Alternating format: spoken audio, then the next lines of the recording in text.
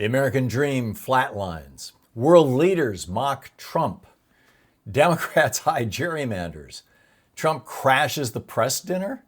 And ICE agents on the run. And the oil war hits working people's paychecks. Good evening. This is the Commonwealth Report, news for the public, not the powerful. You can sign up for free. Get AM and PM news at commonwealthreport.news. Is the American dream dying right before our eyes? A new Times YouGov poll tells us the American dream is gasping for air. 59% of Americans now say the dream's less reachable today than when they were growing up. Only 45% think they can achieve it even if they work hard. The partisan split is fairly stark. 57% of Republicans say the dream exists for everyone, whereas only 28% of Democrats agree. A Wall Street Journal poll last year found nearly 70% of adults say the dream never held up or doesn't anymore.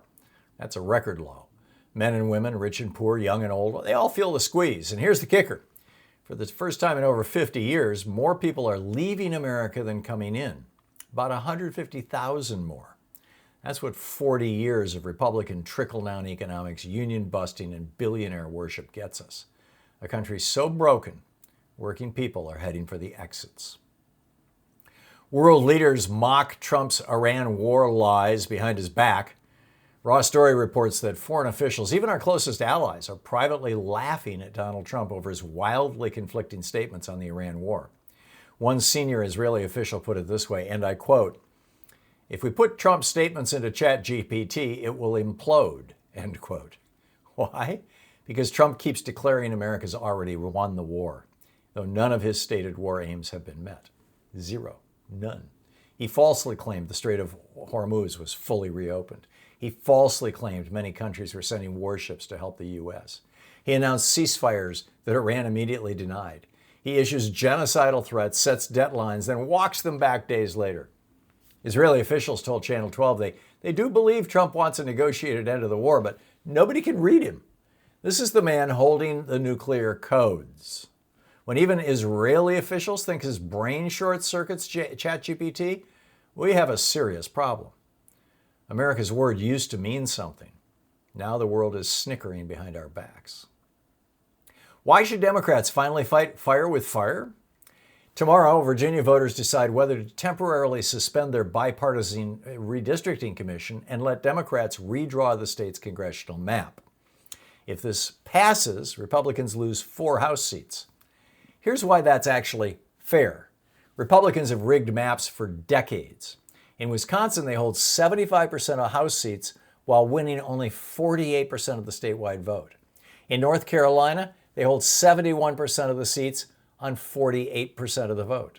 9 more seats are being stolen from Democrats through mid-decade Republican redistricting in Texas, Ohio, Missouri, and North Carolina.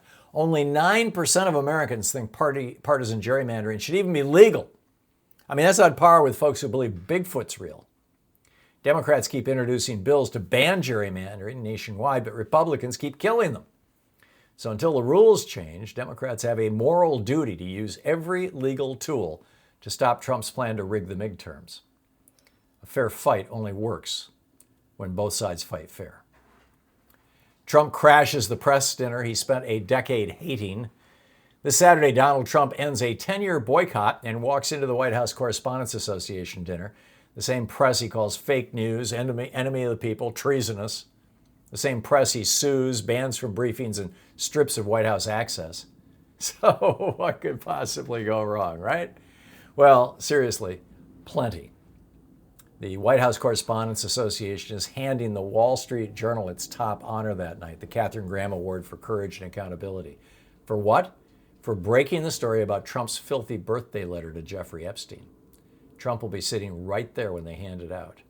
The correspondents picked a mentalist named Oz Perlman to headline after they canceled comedian Amber Ruffin for refusing to censor herself.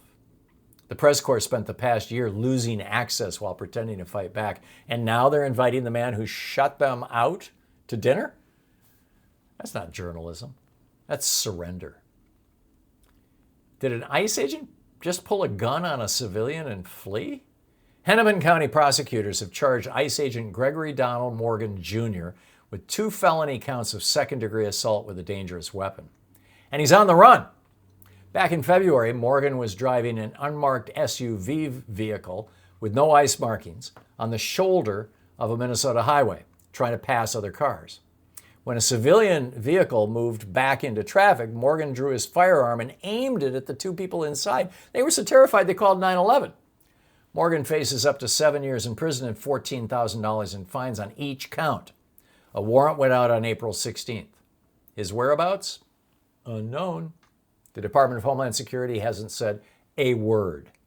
This is what happens when you turn federal agents into a paramilitary force with no accountability and let them run amok, masked and armed through our neighborhoods.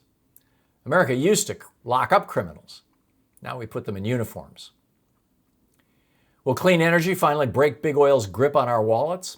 Democrats are finally connecting the dots progressives have been drawing for years. Trump's Iran war has sent Brent crude up nearly 32%. U.S. gasoline prices up almost 40%.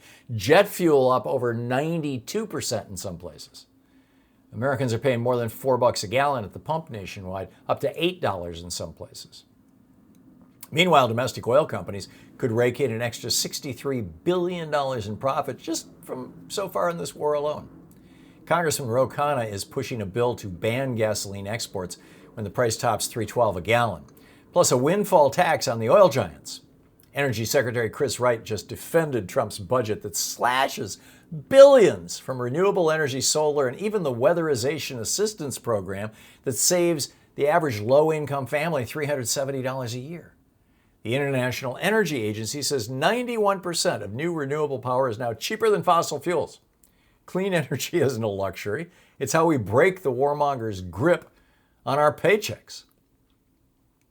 And that's the way it is tonight, Monday, April 20th, 2026. I'm Thom Hartmann.